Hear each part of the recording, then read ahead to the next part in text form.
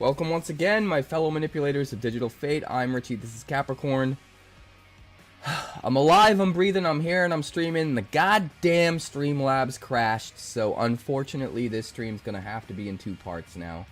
I apologize. But we're doing the damn thing, so let's get right into it, shall we? Let's get into it. Game 2. We're 1-0. We are the 1 and the 0.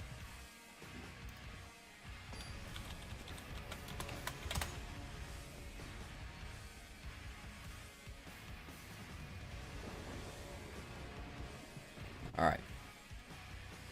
Let's see, we got a Steward on 2. Maybe Witch's Mark on 3, Heliod on 4. Seems like it could be good. Let's lead with red and kind of throw him off a little bit. Alright, Steward.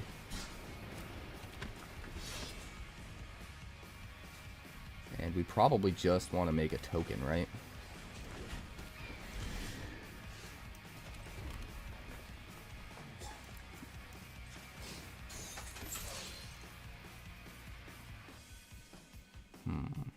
And now what do we want to do? Create a wicked roll on my vigilance creature. Maybe. We definitely don't want to do the ordeal yet because it's too valuable. But Witch's Mark is pretty valuable right now because we can find something else. But what do we want to discard? We don't really want to discard anything, do we? You know what? Oopsie. I thought I undid it. I thought I was going back and casting Ordeal instead. That was a mistake. We drew no cards. That was really, really bad. That might cost us the whole game, which also might cost us the entire tournament. Well, let's hope I get it popping. Let's swing. If our opponent ever lets us do anything.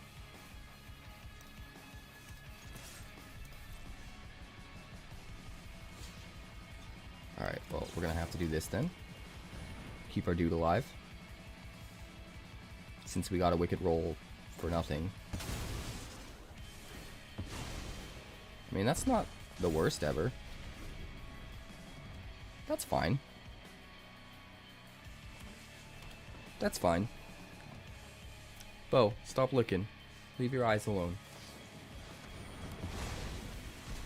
Alright, he decided to remove my dude. Removed my dude. Alright, Artful Maneuver's back. We are gonna get down a Mentor of the Meek. Hey, what's up, Rockets? Thanks so much for the raid. Appreciate you popping in. We are doing the damn thing. We are 1-0 right now. Compulsory rest, sure. I mean, we still get to draw cards off of it.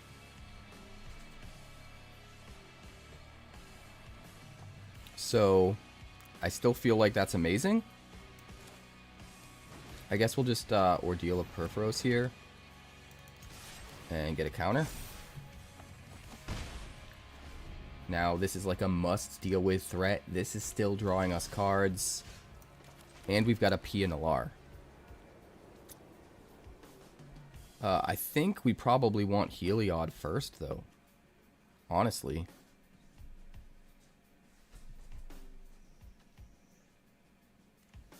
We might want to be drawing cards off of Pia. And the 1/1 flyers aren't great against the 1/2 flyer anyway. Let's start by swinging with all of our mana open. So he thinks we might have a trick. We'll play Heliod. So we get to keep our devotion and our ability to draw with Mentor of the Meek. That compulsory rest was a bad play on our opponent's part. Gideon, sure. Gideon.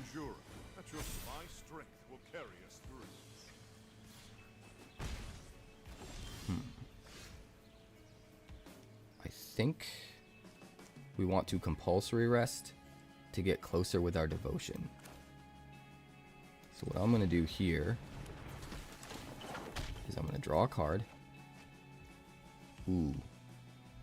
Martial Glory.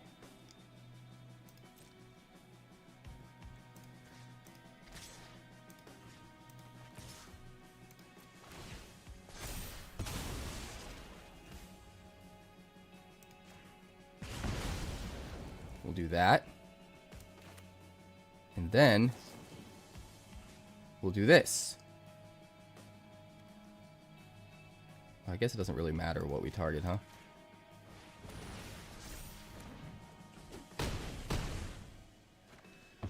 Kill Gideon. Put him to 7. We've got an insane amount of value because of Heliod. We can still compulsory rest one of these flyers. So him attacking is a real bad idea, we'll just say. 4, 5, 6, 7, 8, 9. We could hit for 9 if we boulder salvo this thing.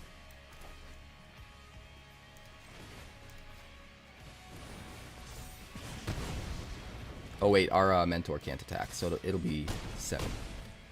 Still, we pretty much got lethal next turn, and we've got Pia and Kieran back up here with some pretty insane damage output.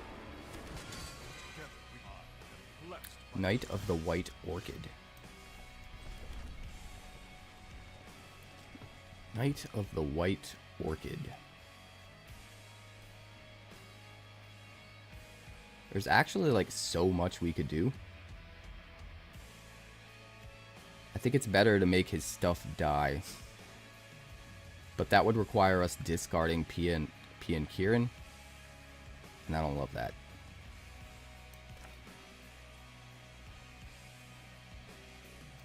Don't love that. But you know what? I think it's just what we need to do, man.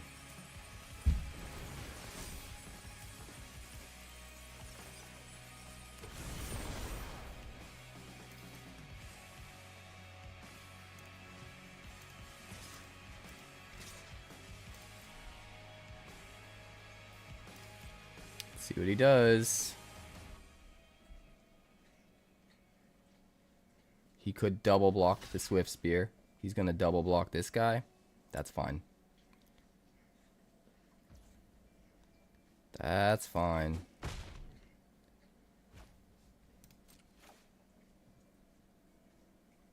Yeah, we'll kill them both. Get him down to 1. And then all we need to do is have our Wicked Roll token go away. And we win. Does he have life gain on this? Nope. He can life gain with the Archway Angel, though. So we do have to be careful. But he is pretty out of gas. And we've got Linvala next turn.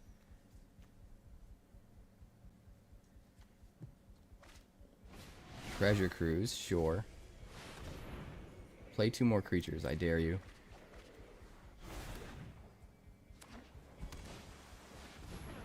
Jessin Thief. Pass.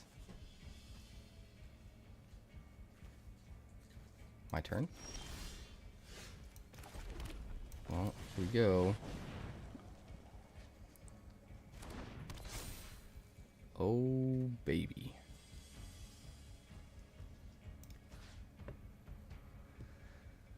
I mean, he can't block with this thing, right? This forces him to have to block 1 to each. So, I mean, the 2/2 dies blocking Heliod, right? No, he must have some kind of prowess. He's going to sack to gain life. Okay, so he's just going to take the damage there. Interesting. Interesting and weird. Triplicate whatevers.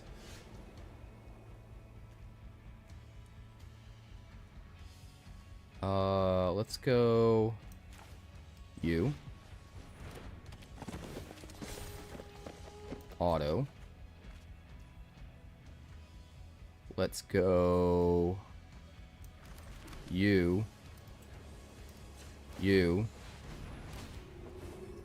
Auto. And then we will swing in the air, swing on the ground, and not be dumb enough to swing with the Swift Spear. So that's 2 tokens gone.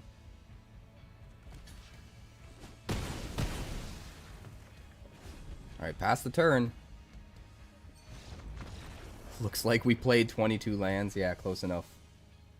Close enough. Well, there's another victory. I got a cat trying to gnaw on my drawstrings. I got a cat over here trying to eat my shirt. Why are you trying to eat my shirt, you goober?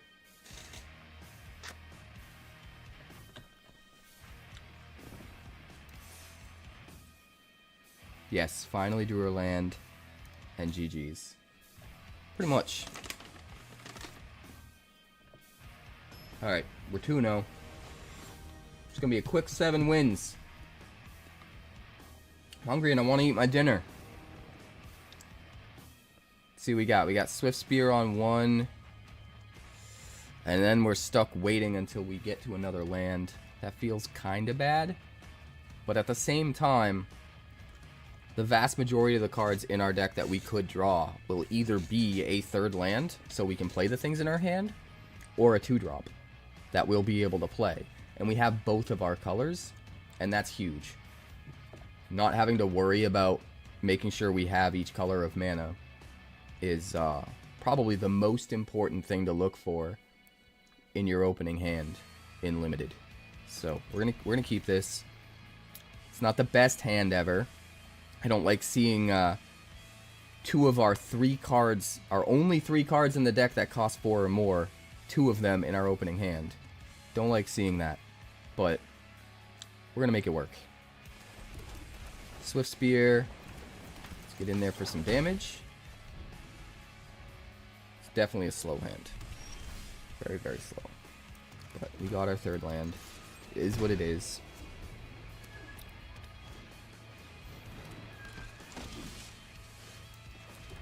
Let's Mentor of the Meek.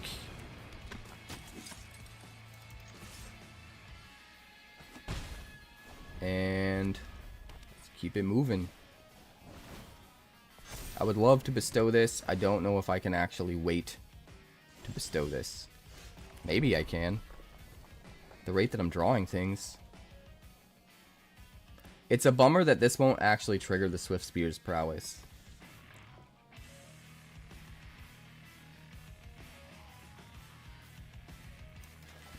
We'll just have to wait, I think.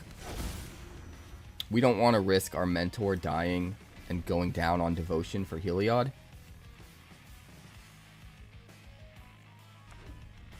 As it stands, if we play both of the cards in our hand, our Heliod will turn on.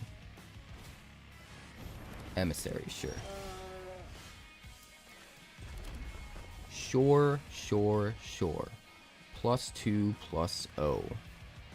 So, I mean, we can kill it.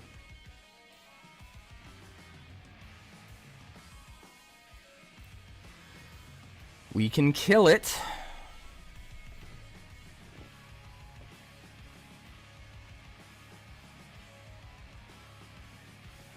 Let me think for a second. We don't have enough white mana to make a token. If we could just be pumping out tokens every turn with Heliod, that would be amazing. That's not really going to happen. We're also just 1 mana away from bestowing this, so I kind of want to be greedy. Which I probably shouldn't be.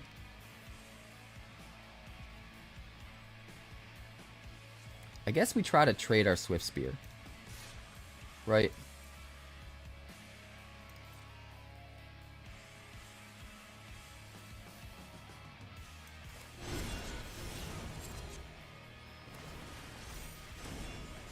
Hit for 4. Play the knight. Pass the turn.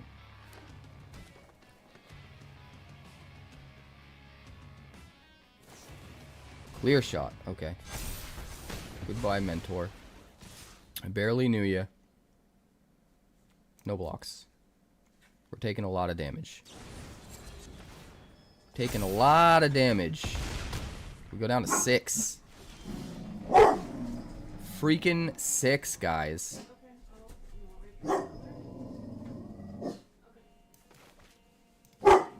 I think we have to play the Eidolon. I really, really don't want to.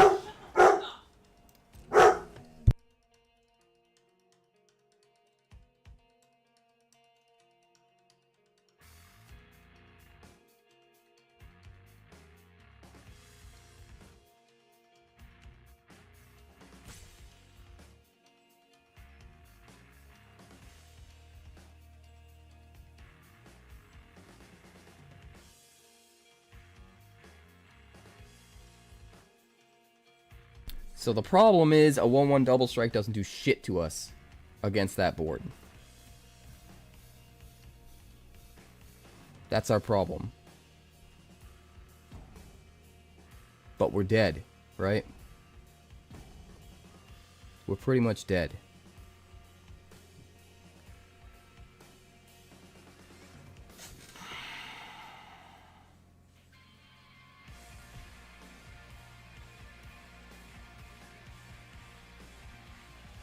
Yeah, I don't know what to do. I think we're dead.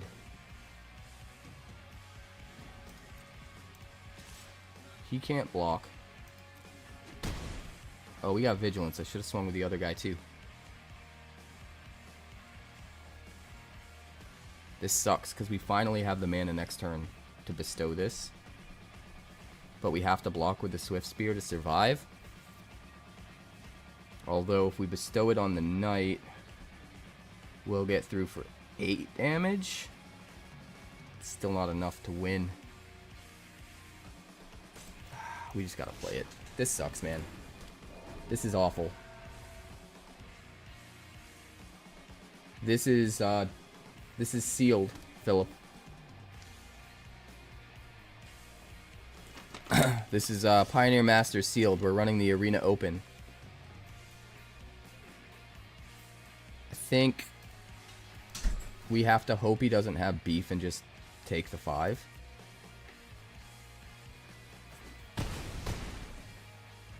Because if we lose everything,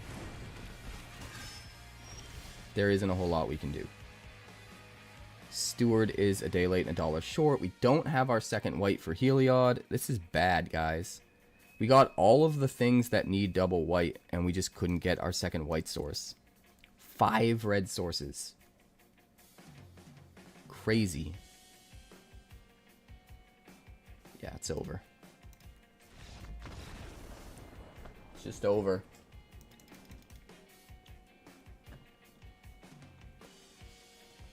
Hey, what's up, Joe?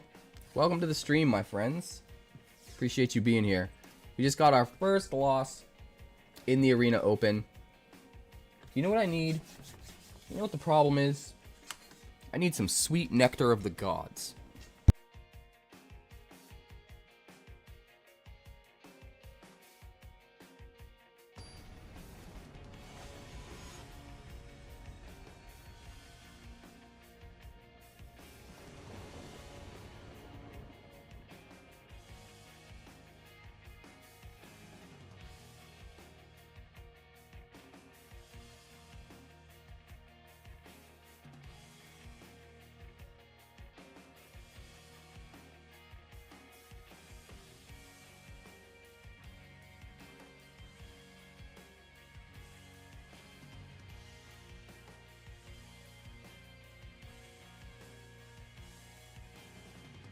That's the problem, guys.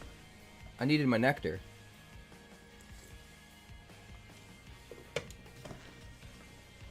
Hosting a practice night? Awesome. Legionnaire on 2, Heliod's Pilgrim on 3. This seems good. Let's keep it. Alright, Boros Guildgate. Oh, tonight. Awesome.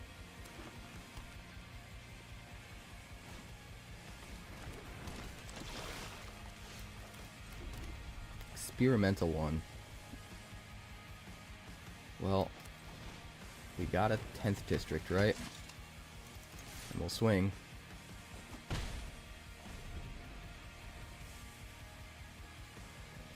So, I mean, we could put Witch's Mark. Technically, the spell doesn't target it, right? Oh, no, it does. It does. Or we could Ordeal of Purphoros. I actually think Ordeal is better right now. Because the sooner we get the Ordeal out, the sooner it gets its counters, and the sooner we can use it as removal. Sure. Let's try keeping that.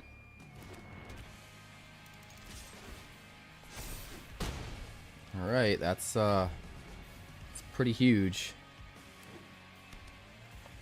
It's pretty big. Pharika. Pay 2. Exile a creature from your graveyard. From a graveyard. Its owner makes a 1/1. Bentley. Get out of there.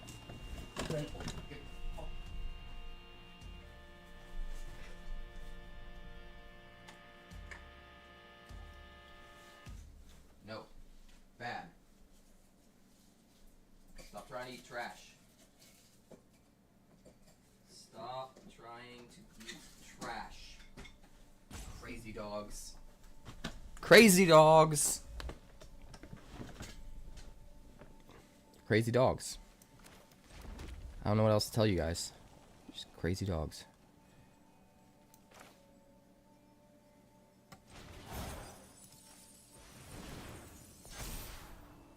Get rid of you. Discard you. We don't need mountains. Oh my god, look at all the mana that was piling up. Crazy. Smack for 7, kill his creature. That was crazy though. So I'm not even mad that we're flooding. And we can use Heliod's Pilgrim to find our pacifism effect. And cast it. Which means whatever he plays this turn will not be able to block. He needs hard removal.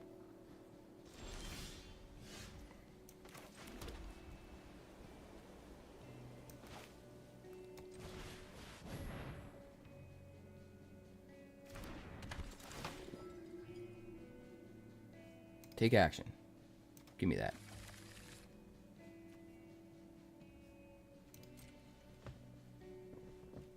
Does he have something to stop the Legionnaire? He's going to exile his own thing. And it's got Death Touch. Ah, that bastard. That bastard. I mean, we still had to do it, right?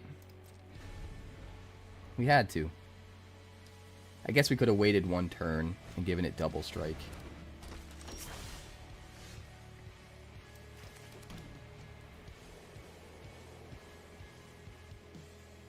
I kind of think we do Wingsteed Rider. Let's do this. And let's not waste the compulsory rest. We could compulsory rest him and get through for 1 damage, but our Wingsteed Rider is going to get through for lethal next turn anyway. So let's just hold on to it in case he plays something nasty, like a big flyer. Later, Joe.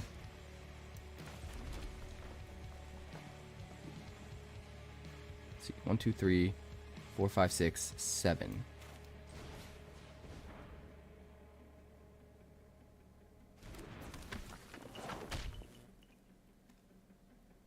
+1/+1 and double strike.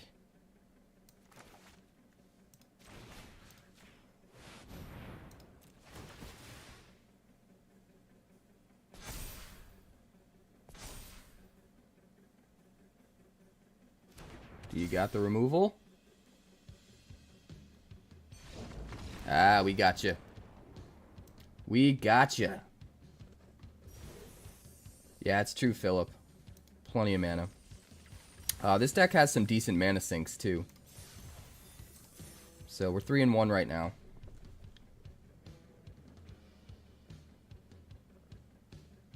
I have a kitten in my lap who has been up to no good all evening. You have been up to no good all evening, and now you're trying to lay in my lap and purr like you're an angel or something. You've been a demon. You've been a demon all evening.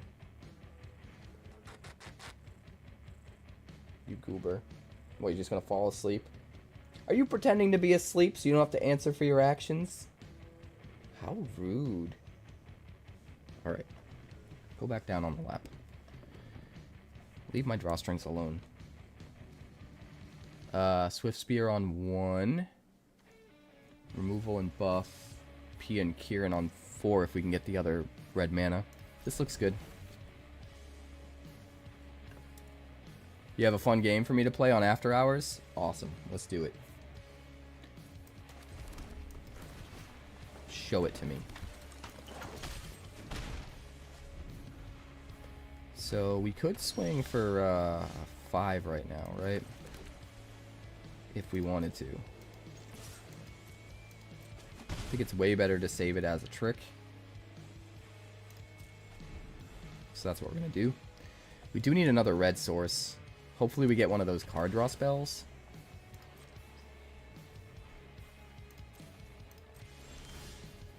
No, Ardenvale Tactician.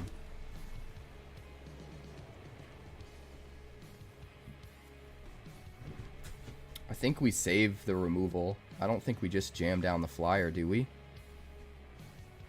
That's such a hard call, man. I'm not gonna lie, that is such a hard call.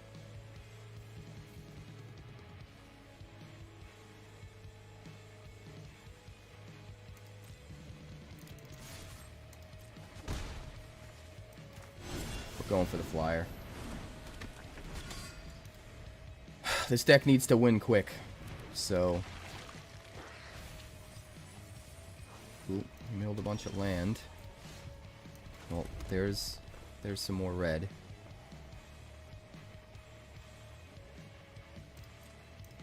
We'll just swing here. We'll play Pia and Kieran. We'll just smash him in the air. We get 4 every turn in the air, plus an extra 3 whenever we want.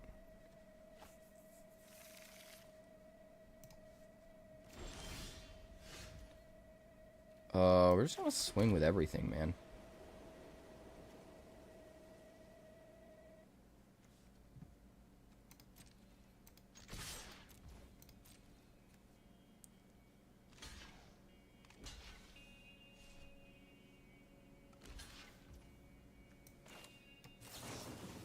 Target a creature to get +3/+0. You. And you. So we hit for 8. Kill both of his creatures, and none of ours die. I mean, sure, he gets to put some stuff in the yard.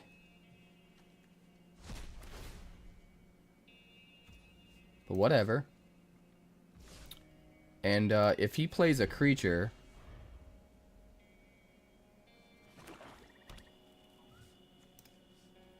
If he plays a creature, we can shock it if we want. Right now.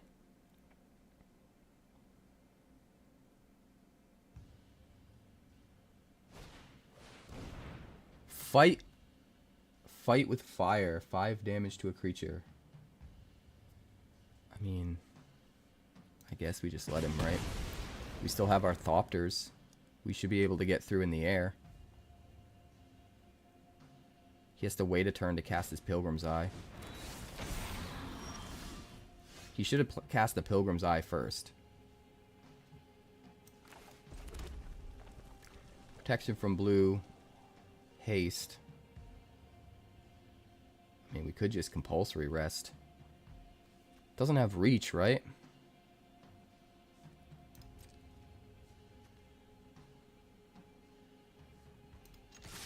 We'll just swing everything. Put him at 3. And keep our removal for something nastier. like Dragon Lord Kolaghan.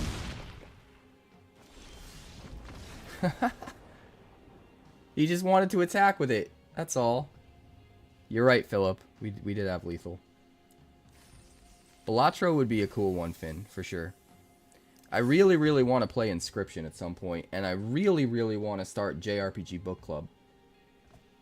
By the very latest, we are starting it when Final Fantasy releases in June. When the Final Fantasy set comes out. It needs to be in full swing by the time that set comes out. So, by then at the latest. Chrono Trigger and Suikoden are going to be the first two. Preferably Suikoden 2, but I feel like maybe we should play Suikoden 1 before we play Suikoden 2. Alright. We're 4-1. But not before Monster Hunter Wilds, no. You and I are going to be very busy with Monster Hunter when that comes out. And I'm kind of pumped about it. It better be crossplay. That's all I got to say. 2 mountains? Aw, this hand is so good if we just had white. We can't risk it, though. This we can keep.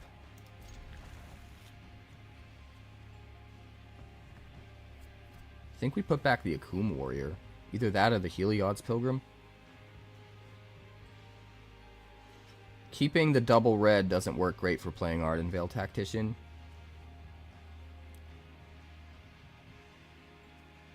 So, I think we get rid of the Warrior. Or we could get rid of the Tactician. But we don't really have a... If we want to stay aggressive, we don't really have an opening to play the Warrior tapped. I think we get rid of the Warrior. Because we have a 1-2 punch of aggressive plays, I think it makes sense. All we need to do is get to 1 more land to play our Pilgrim at least. Boros Guildgate. We're going to have to wait on that. Alright, smash in for 3. You still have a hard copy of Suikoden 2? Hell yeah, man. I didn't get one back in the day, and I'm kind of bummed about it. I did have Suikoden 1, the PS1 copy, when it originally came out. I never played Suikoden 2, though. I have it on Vita, and I later downloaded it on my PS3, which I have been loaning to a friend. Let's see, Pilgrim's Eye. We don't want to do anything to that. We just want to do this.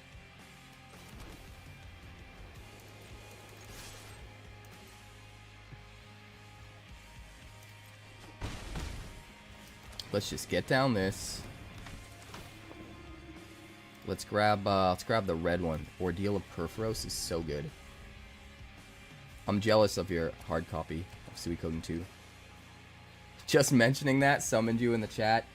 Yeah, so for those of you who don't know, I'm in the process at some point this year of starting a second channel that's dedicated to console gaming. Because that's my other love outside of Magic. And since there is a Final Fantasy set for Magic coming out in June, that's the perfect opportunity to cross over.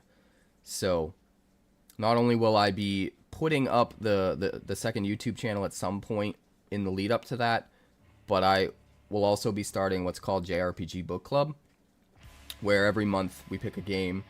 We do 1 stream a week where we play that game, and then we have a certain point we need to reach by next week's stream, and we play off stream and get there.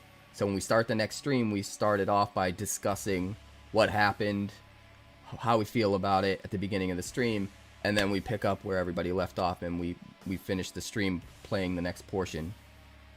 We're going to do that every week, and it's going to be super fun. A 4-4 is problematic, correct? I guess we'll just do this to start. Let's just get some stuff out there. I think we want Ordeal of Perforos on the rider. I got a plan, guys. I got a plan.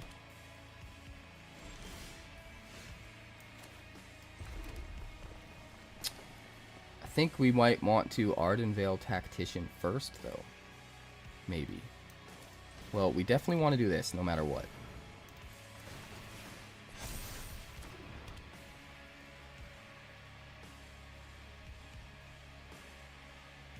And then I think we want to do this.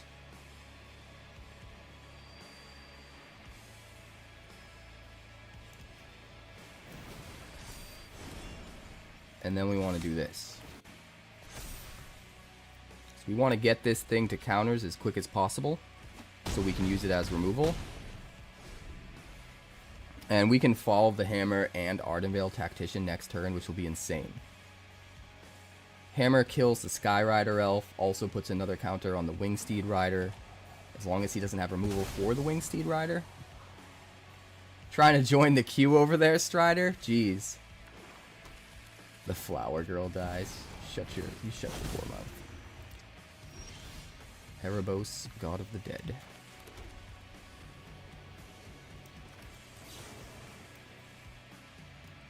Target a creature you control.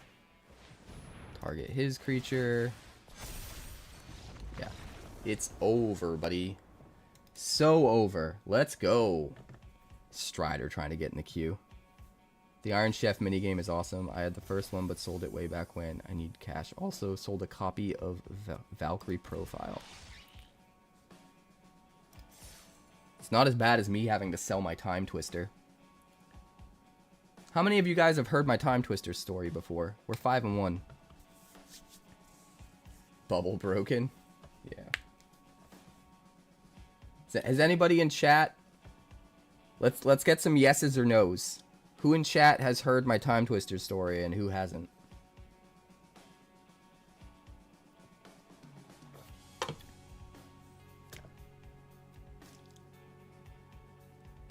It's kind of sad in some respects, but I actually think it's a happy story for the most part.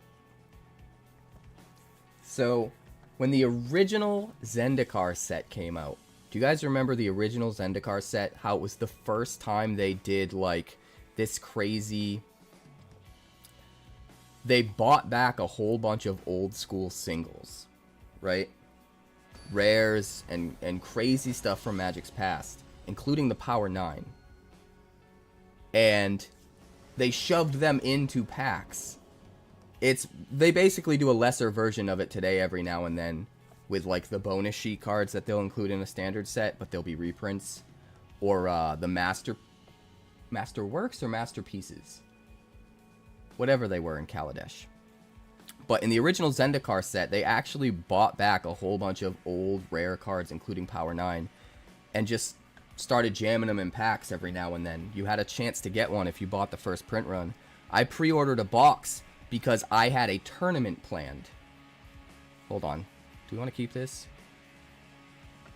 We don't have a creature on 2. But I mean, we have both colors. And literally 1 mana of any color gets us to cast everything except 1 card in our hand. So we're going to keep it. So I pre-ordered a box of Zendikar because back in the day, I used to do a release tournament at my house. Just invite all my friends. We buy a box. We each pay an equal portion of the box. And whatever we don't need for draft is the prize pool. But for that set, everybody was broke. So I was like, I'm going to pay for the box. I'm just going to keep all the cards afterwards. We're still going to do it because it's going to be super fun. So everybody came over. Nobody paid anything. We started drafting first print run of Zendikar. And I hear my friend Timmy yell from across the table, "What the hell's a Time Twister? It doesn't even have the right edges. It's white." And I started freaking out. I was like, "Everybody leave! Everybody out! Give me those cards! Get out of my house! Leave!" Of course I was joking, you know. I didn't actually have everyone leave. But it was hilarious. Ultimate price, aw. So yeah, we suffice to say, we put that in a sleeve right away. And I gave him a proxy. And I was like so happy. And I kept that Time Twister as a treasured piece for so long. I guess we Heliod's Pilgrim, huh?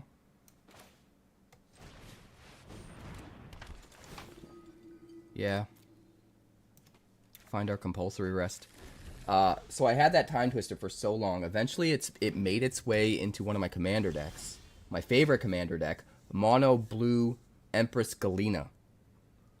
And I wasn't even using a proxy, dude. I had the card just in the deck, playing with it. Greatest time of my life. That was so crazy. I think we just want to play Heliod this turn. I really want to play Ordeal of Purphoros, but I think it makes sense to get our creature potential on the board as quickly as possible.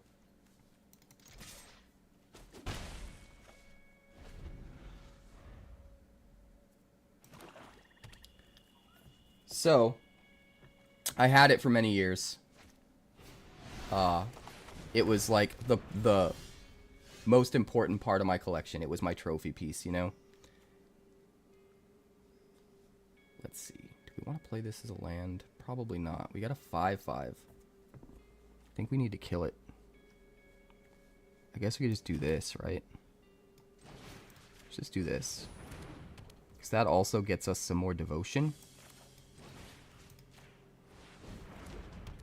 And then we'll do that.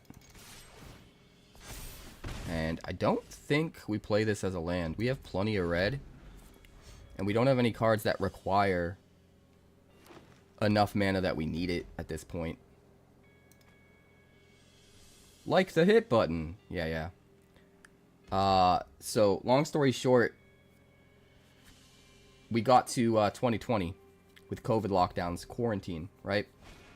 It's actually where my name came from. Quarantined Capricorn.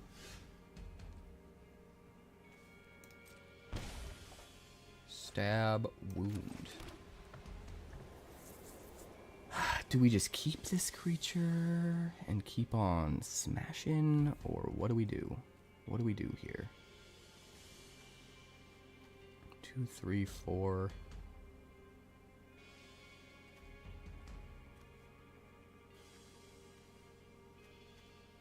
I mean, we got to attack, right? I think it makes sense to do this. Wicked roll.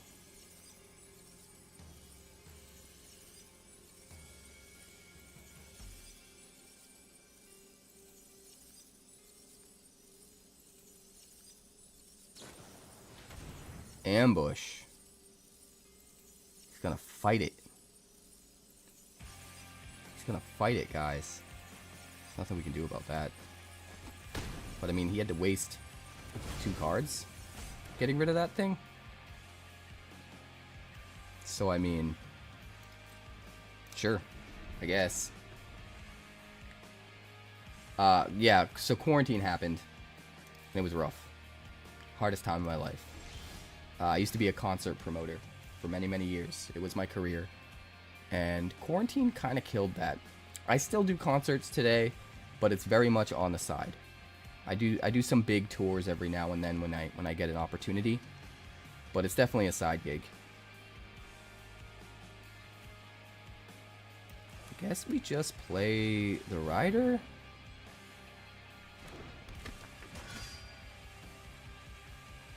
And we pass the turn. But essentially the way that Obnick's cruelty. The way that business works is like, this is good. We're gonna start with this. So I would offer a certain tour package. I'd talk to the agent online through email. I'd offer a certain tour package, like a certain amount of money. And then I also make a deal with the venue to pay the venue a certain amount of money to cover their staff and their fees for the night and all of that. Then I put tickets on sale, and if I make enough money to cover all of my costs, whatever I make extra is, that's my profit. I book shows a few times a year, bigger stuff. Not like huge stuff, like 500 to 1,000 capacity type stuff. Mostly metal and hardcore, but I've done a little bit in everything.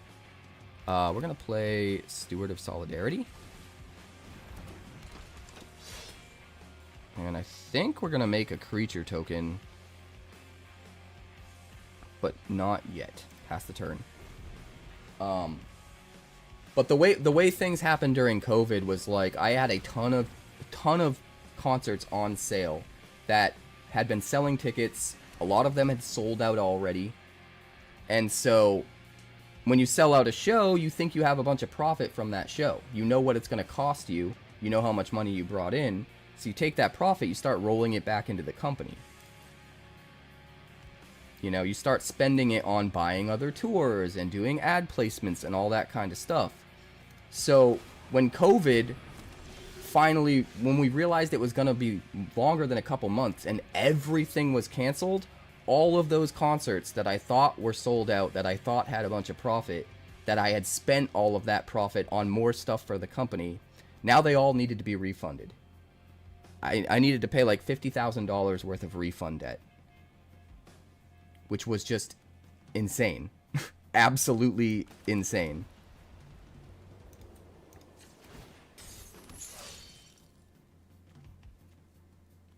Am I just making a token every turn to keep blocking this damn Gate Colossus? Is that what's happening right now? I guess I could kill it by using all of my removal. I don't know if that's smart.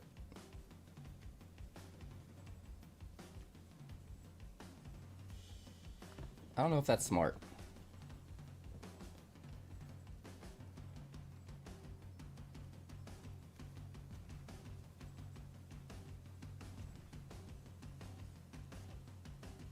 Let's just pass the turn and make more tokens. Just keep making tokens. Another one? Oh god.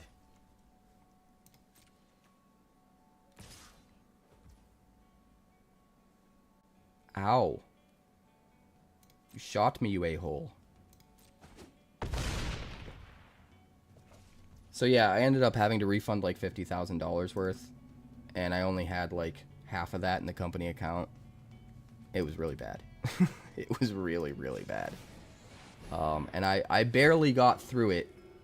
I got 3 or 4 months away from finally being able to come back to put on concerts again. And made it most of the way just through concert goers, ticket buyers being super generous. And, you know, I basically emailed everyone, reached out and said, anyone that's willing to keep their tickets, I'll do something special for you. Like, we're going to get, like, signed posters from the band that only go to people that decide to keep their tickets. Because we are, you know, we're going to do a makeup show for every single show. It's just, we don't have the details yet. We can't say what date it's going to be. We don't know when COVID's going to end. But it will definitely happen. And if you trust us enough to keep your tickets, like, you'll get something extra and all of that. So it was cool. I guess we have to kill one of these, right? We just have to kill one of these. 1, 2, 3, 4. We're gonna attack with these guys.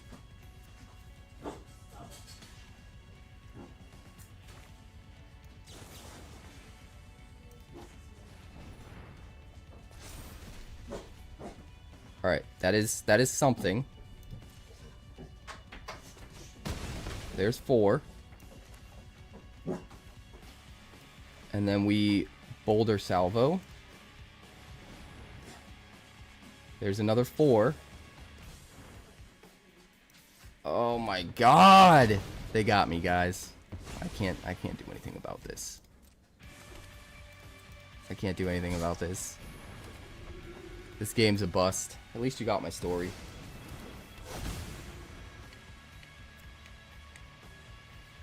So, yeah, I barely made it through. I barely made it through. Sold my Time Twister to pay my bills the last few months. And then, by the time I came back to doing concerts, I ended up being only about 10K in debt. The rest of it was all covered. Paid off my bills, my living expenses for the last few months with the Time Twister. And then we made $10,000 profit from our comeback weekend. We did a big festival weekend with all the best local bands from all of the surrounding states. And so basically ended up back at even, you know, was 10K in debt, made 10K. The only real downside to this story is the fact that I unfortunately thought that because the opening weekend did so well that concerts were going to be back and stronger than ever now that COVID was behind us. So I started taking every offer that came my way, like everything I could throw at the wall. And the truth of the matter is that people just missed it at first. They hadn't been able to go to concerts for like a year and a half. So as soon as concerts were there, they were like, for a month or two, they were like hitting them as hard as they could, like going to everything.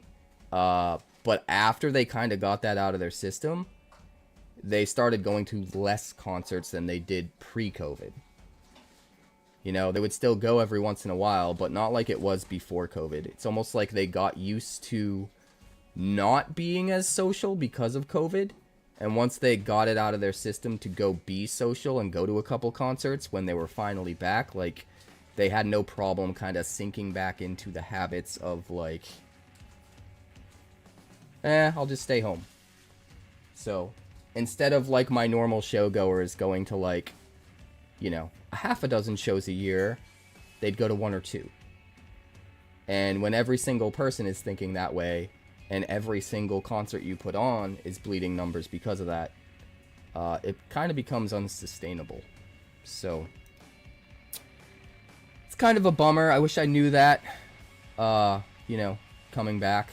And I wish I was a little bit smarter about how I handled things, because the last 3 years have been like the hardest of my life because of that. And honestly, building up these channels probably would have happened quicker and been less painful for me if I didn't have such monetary issues that were brought about because of how I handled kind of pivoting from doing that to doing this. But we got there. Channels are full time now, you know. We're bringing in enough revenue to cover, you know, my basic living expenses in conjunction with the sponsorship and everything that we brought to the table. So we're making it work, but it's man, it was hard, and having to decide to put concerts on the back burner and kind of make them very, very part-time and extra, and to have the channels be my primary focus. It's like the hardest decision ever. It was really like a go with your gut, like believe in yourself and sky's the limit, like just follow your dreams kind of moment. I think most people probably wouldn't have taken the leap because it was scary and it was hard. You know, there were times when I even doubted myself, but we worked our asses off the last few years, and Finn's helped me a lot, so we're getting there. We're there technically, but nowhere to go but up, hopefully. Living cost increase. I mean, there was a lot of different issues, Finn, for sure. A lot of different issues, for sure. And everything was compiling on top of each other. Absolutely. I mean, the absolute biggest megastars out there still do just as good as they always have. But everything in kind of like the mid-range, the stuff that I would deal with, was taking hits. So it's not like less people are showing up to watch like Billie Eilish or whatever, or Metallica. But, you know, between the Buried in Me, stuff like that, kind of hard. We can't keep this. Mulligan. We have to keep this. This is not good. We can't go to 5. 5's like a death knell.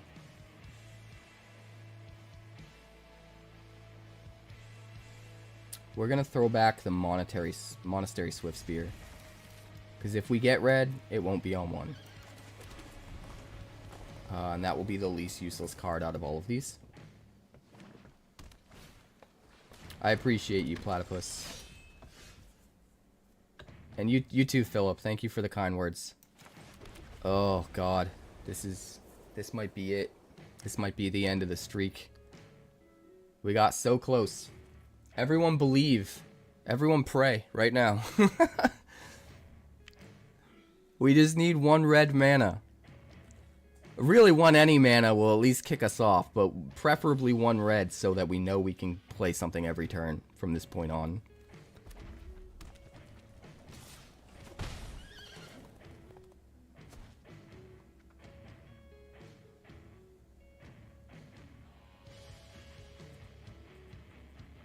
I do still do concerts, by the way, but they are very on the side.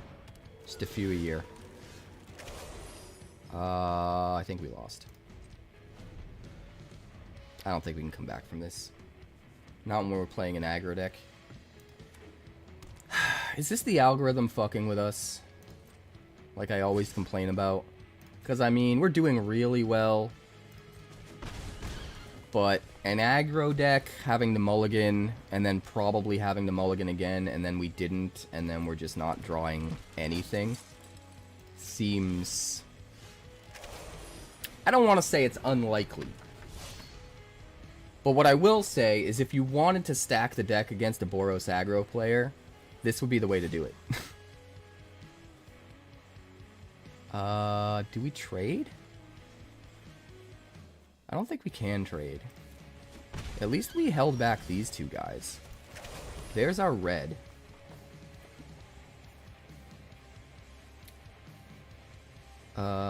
Maybe we might be okay, guys.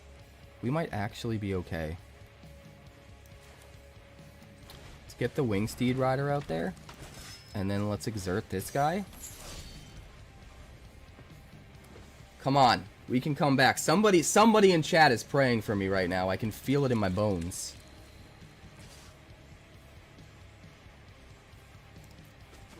No blocks.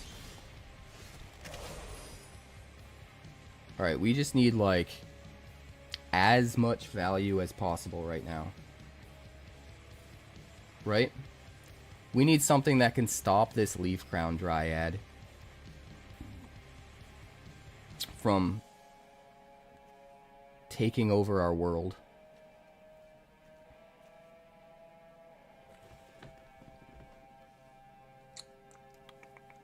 I mean, we could double block with a Heliod's Pilgrim and a Warrior, right? That could do it. We could also just do this. Let's do this.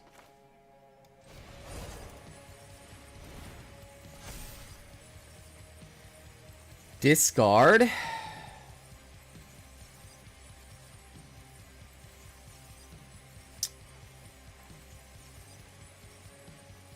think we gotta discard Mentor the Meek. I think it's gonna be too slow.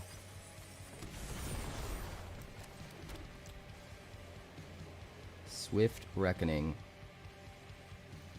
Artful Maneuver.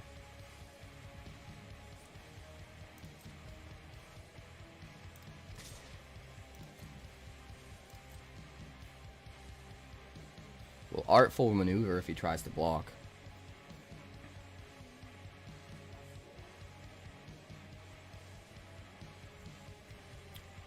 Alright, we're not going to use it for damage. We're going to use it to block stuff. It's down to 3 cards, and we've got a lot of cards to come back with.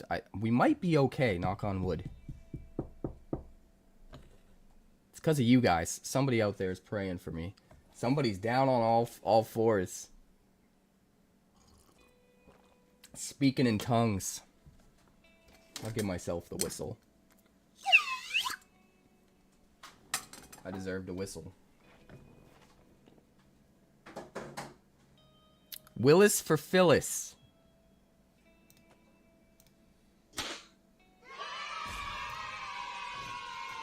Sire of Insanity. Each player discards their hand at the beginning of each end step. It's not good. Attack me.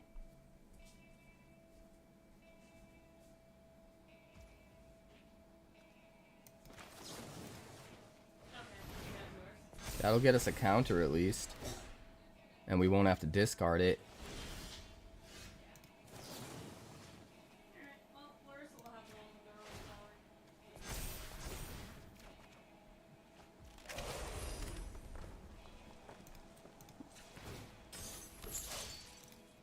Well, now we're racing, baby. He didn't block with the reach guy? Really? I think that Sire might have helped us. I think we have a better, more aggressive... Whenever a creature you control leaves the battlefield, it deals 1 damage to any target.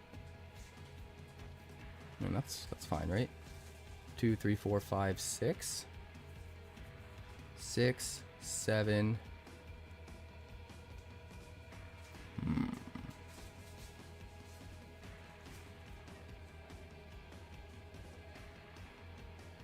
6, 7, 8, 9, 10, 11, 12.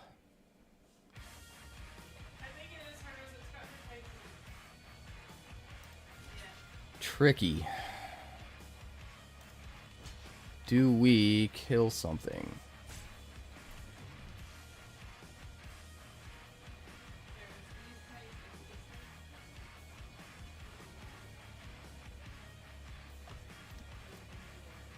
Seven.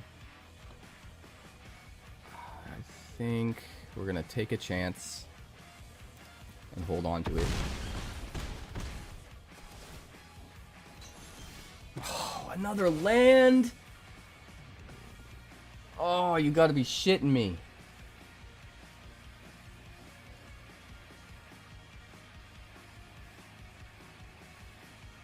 Dude. It's over. It's over, bros. He gets to ping us for the last 2 if we kill 2 of his creatures. But if we don't kill 2 of his creatures, we just get steamrolled. I guess... Man, if we just had 1 more life. If we just had 1 more life, we'd be okay.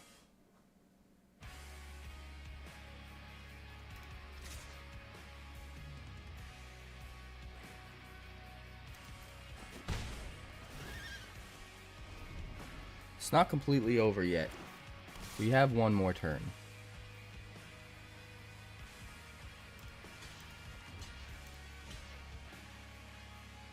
But it is very unlikely. Alright. So he hits us for 4, and then he can ping us for 1 when his guy dies. And we can attack for 8. And another land! Another fucking land! This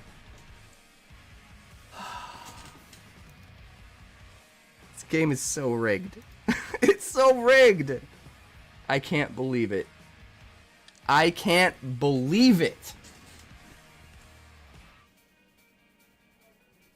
I can't believe it. Yeah, that's it. There's nothing we can do. There's literally nothing we can do. I can't believe it, dude.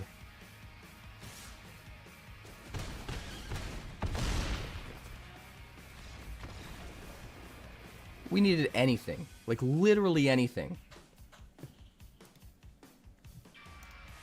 The one situation we're in where literally anything at all saves us, and instead we get a land. That's how close it was. We got 2 in a row. We might have got 3 in a row. I'm not sure.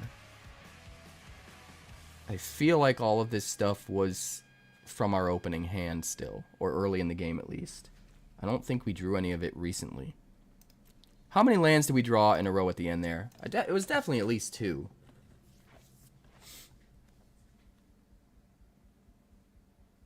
It was 3. Yeah, if literally any one of those was any card at all. Because if we had had a blocker for an extra blocker for 2 turns, even if it was like our worst creature, let's say Monastery Swiftspear, could have blocked and killed a 1/1. If he uses his Outpost Siege to kill it, that's 1 less damage at our head, and his 1/1's still dead. If we block before he gets the Outpost Siege down, we get a second block with it. Or if he decides to send the damage at our head, we get a second block with it. Either way, it slows him down enough that I think we see an extra turn. Because if, instead of blocking there, I mean, instead of attacking there, we could have held back blockers, right? We could have theoretically, if the last 2 turns were different, been at a lot more life.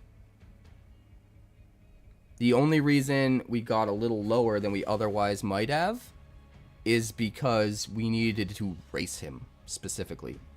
So I had to very carefully balance what do we block with to stay alive long enough, and what do we attack with to get him within lethal range. But if we had had another creature, that changes all of that math and makes everything very, very different. And I think the end result ends up us having more life at this point and us seeing at least 1 more turn. And if it wasn't a creature, if it was a spell, that changes everything, dude. If we had a piece of removal, that would be amazing. If we had a buff spell, we could have blown him out. We could have killed the Sire.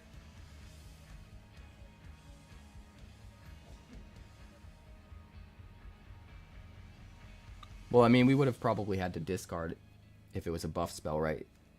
But, I mean, if it was a buff spell, we just win. Because we had him at 2 life. So if it's a buff spell, we just win. Because we have lethal. If it's removal, we buy ourselves at least an extra turn, probably 2, by getting rid of the Sire.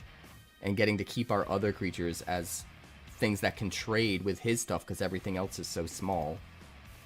So our life total probably stays high. He still gets triggers off the Outpost Siege. But our life total is so high that it shouldn't matter too much. And if it's removal, yeah, we just kill the Sire. And anything we drew would have been good. Now, if 2 of those 3 lands were spells, game was over.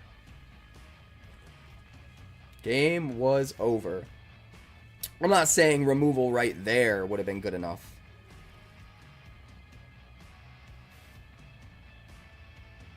But removal a turn earlier would have been good enough for sure. For sure.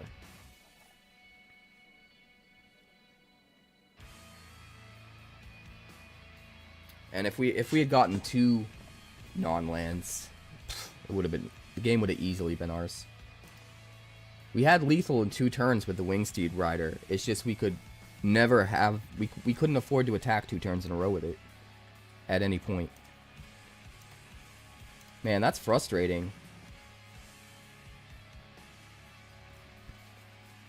Yeah, buff, I think buff at any point would have won us the game.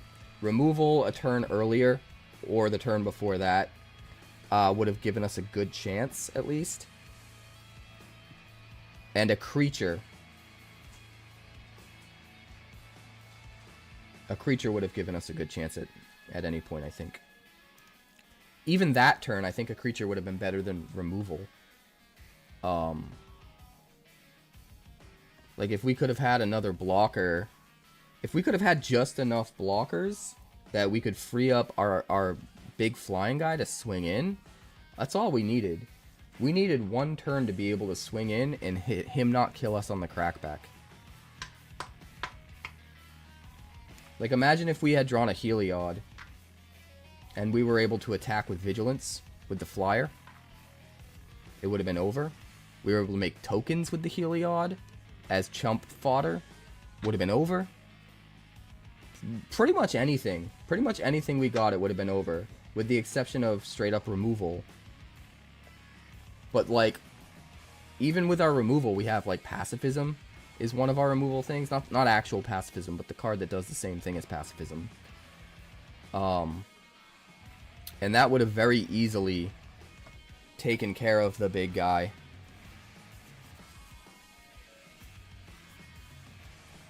I mean, he could have pinged us on our turn by sacking it and gaining life.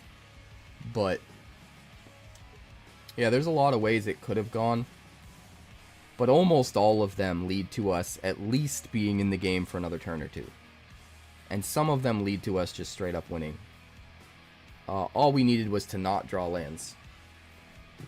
And of course, when the most important thing is for us to not draw lands, that's what we draw. Because the algorithm hates us. At least we got 1,000 gems back. I can't be too upset. And we got 40 viewers tonight, so that's pretty nice. How's everybody doing?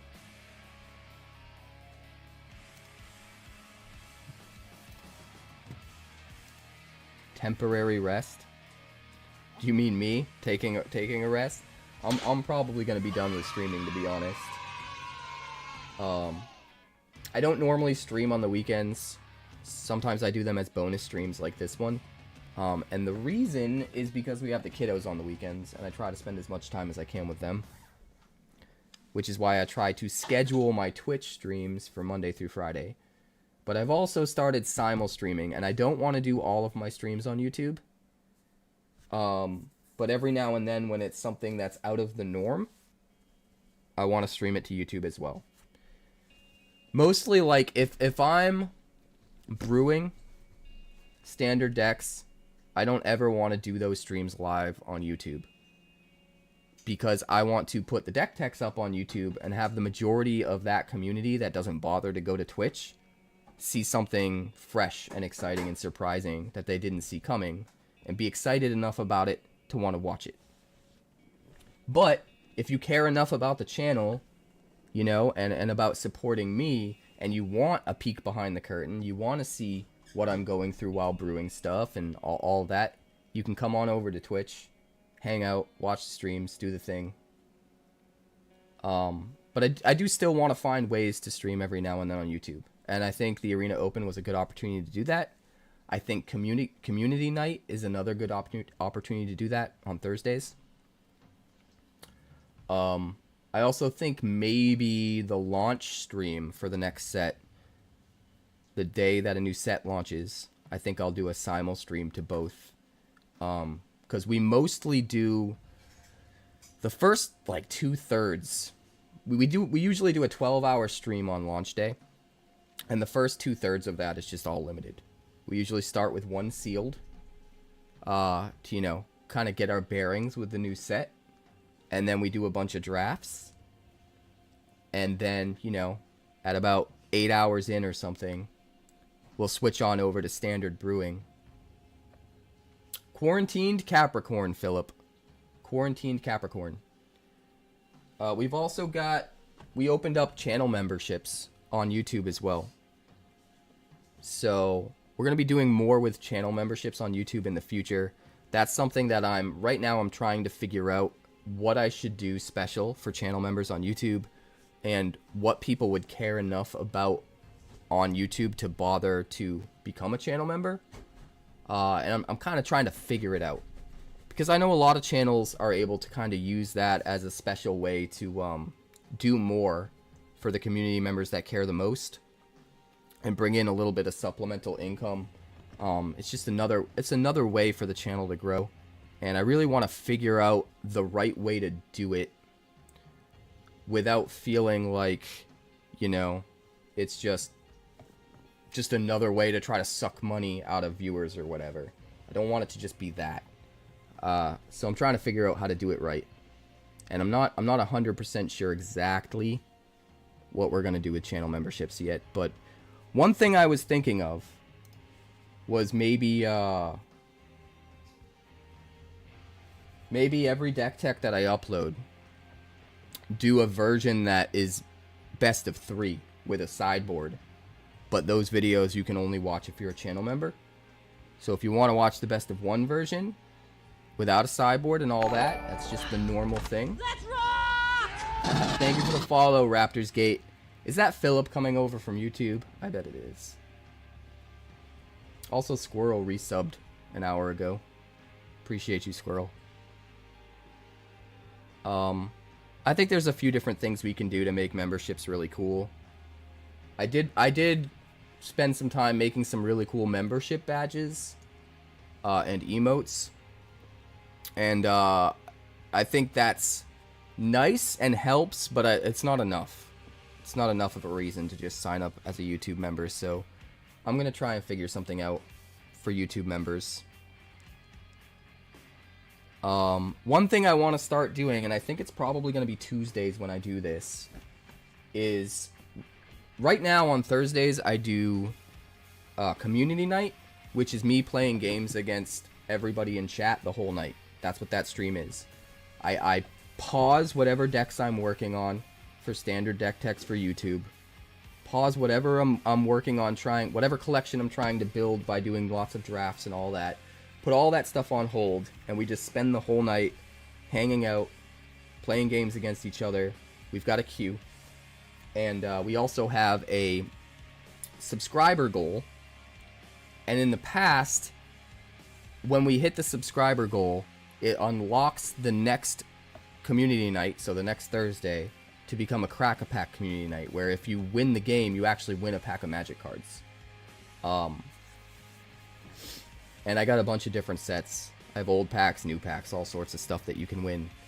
But I think we're changing that, where we're still going to do it, but instead of unlocking the next community night as a Crack-A-Pack by meeting a sub-goal, I think we're going to have a little bit of a bigger sub-goal. And when we meet that goal, we pre-order a box of the next set that's coming out. And then when that box comes in, every community night is Crack-A-Pack for as long as we have packs to win. However long it takes people to win all of the Aether Drift packs, every Thursday will be Crack-A-Pack until they're all won. And that whole time, we'll have another sub goal, where like if we hit 100 subs or whatever it is, we'll pre-order a box of Tarkir Dragonstorm. You know? Or maybe if things start getting really crazy and people are getting really generous with gift subs and stuff like that, we can have a stretch goal where like, okay, we pre-ordered our box of Aether Drift. Now we have another goal. If we hit this one, we get a collector's box of Aether Drift. And again, we hit the goal, it's up for grabs. If you win a game against me community night and there's still collector's packs to claim, you can win a collector's pack. But we won't have to worry about like every week, like, oh, do we have enough subs this week for it to be Crack-A-Pack or not? And people not knowing if they're going to show up to Crack-A-Pack or not. I think if we do it this new way, it's going to be a lot easier, where it's always Crack-A-Pack until it isn't, you know? You can kind of expect it more. But to come full circle and talk about what I was originally talking about, I want to do another type of community night on Tuesday, I think.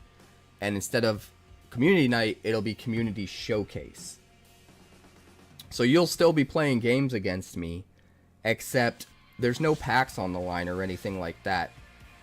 And if you win a game against me, I take your deck and I run it on the ladder until it loses. And then at the end of the night, I pick the deck I like the most. Whether it's because it got the most wins, or it's the most interesting brew, or whatever the case may be, I take the deck I like the most from the community showcase and I make a deck tech out of it for the YouTube channel. And I shout out the person that came up with the idea and all that good stuff. Community showcase on Tuesdays, normal community night on Thursdays. I think that would be cool. Again, all of this is stuff I'm just feeling out for the new year. And then obviously I still want to try to think of even more ways to keep the community engaged on YouTube so that we can make it worth it for people to get memberships over there. So we'll see what happens. But we're going to call it here. We at least got to 5 wins. We got half of our gems back that we invested in it. So, or sorry, it wasn't half. It was 1/5. We invested 5,000 gems and got 1,000 back. But it's better than nothing. It's better than we did last time. So it's all good. Thank you guys for hanging with me. I'm going to find somebody to raid over on Twitch. Not too many people are on. I guess we'll raid Trexo. Let's raid Trexodactyl.